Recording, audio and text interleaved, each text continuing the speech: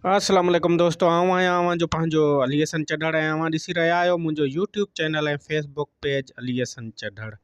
त दोस्तों मूं यूट्यूब चैनल ऐं फेसबुक जो पेज जो नालो थोरो चेंज करे छॾियो आहे। फैंस कटे अली हसन चढ़ड़ सिर्फ़ु रखियो आहे जीअं अव्हां खे क्लिक करण में आसानी थिए या का वीडियो ॻोल्हण में आसानी थिए, मुंहिंजो यूट्यूब चैनल ॻोल्हण में आसानी थिए, उन जे करे मूं हीउ कयो आहे।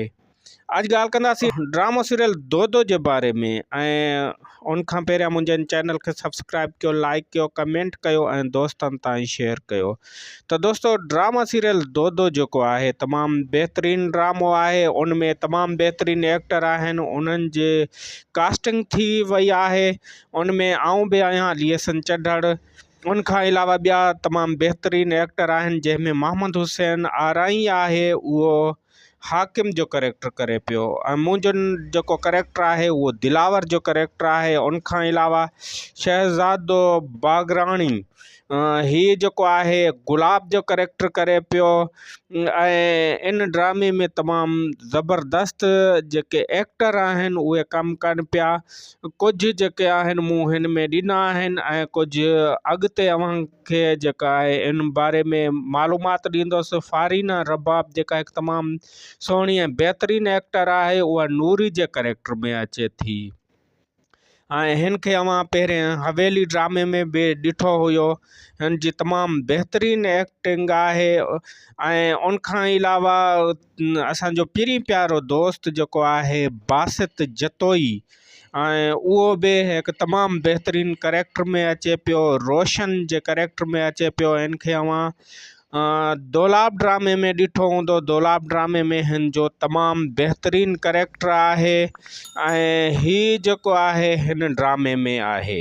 उन खां अलावा ॿिया बि तमामु ज़बरदस्त एक्टर आहिनि, जंहिंमें शाहिद राजपूत आहे। इहो हिकु तमामु बहितरीनु एक्टर आहे जेको सचल जे करेक्टर में अचे थो, ऐं हिन जो करेक्टर तमामु ज़बरदस्त आहे। हीउ तमामु हिकिड़ो बहितरीनु एक्टर आहे।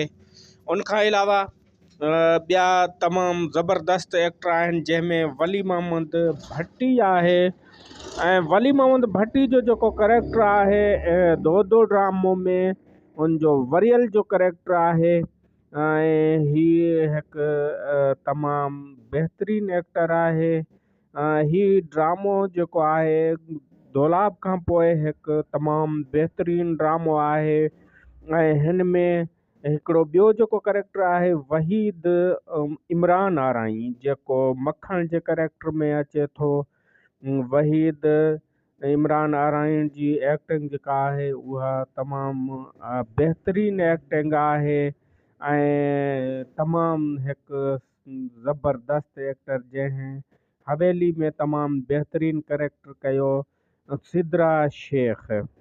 हाणे सिद्रा शेख जेका आहे हिन दो दो ड्रामो में कास्ट थियल आहे। हिन दो दो ड्रामो में हिन जो नालो हाजुल आहे।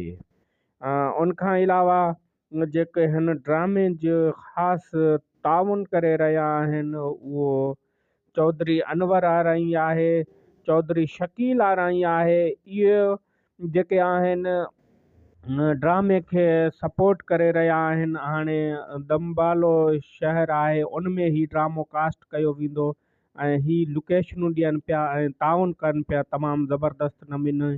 ऐं अव्हां इश्क मुर्शिद में हिकिड़ो तमामु बहितरीनु करेक्टर में ॾिठो इसरार लिगारी खे, हू बि हिन ड्रामे में रुस्तम ख़ान जे करेक्टर में अचे थो। हिकु सीनियर तमामु बहितरीनु अदाकार आहे इसरार लिगारी। ऐं उन खां अलावा असलम आराई आहे, जेको हिन ड्रामे में जमादार जे करेक्टर में अचे थो। दोस्तों अपडेट घणी आहे, कुझु अपडेट अॼु ॾियां थो, कुझु अपडेट वरी ॿिए हिन किस्त में ॾींदुसि। अव्हां मुंहिंजे वीडियो ॾिसंदा रहो। नाइम वर्क आहे, उहो सोहराब ख़ान जे करेक्टर में अचे थो।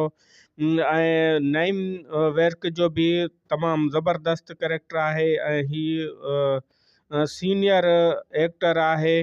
ऐं हिन ड्रामे जो जेको डायरेक्टर आहे उहो त मंज़ूर दानिश साहबु आहे, पर हुनजो जेको असिस्टेंट डायरेक्टर आहे उहो साजिद अली आहे।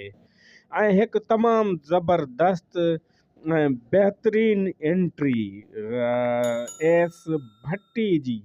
एस भट्टी त हिकु तमामु लाजवाब तमामु बहितरीन एक्टर आहे जेको हिन ड्रामे में सूमर जे कैरेक्टर में अचे थो। त अहिड़ी तरह तमामु बहितरीन ॿिया एक्टर आहिनि। अवां मुंहिंजे हिन चैनल खे सब्सक्राइब कयो, लाइक कयो, कमेंट कयो। मूंखे ॾियो इजाज़त। अल्लाह हाफ़िज़।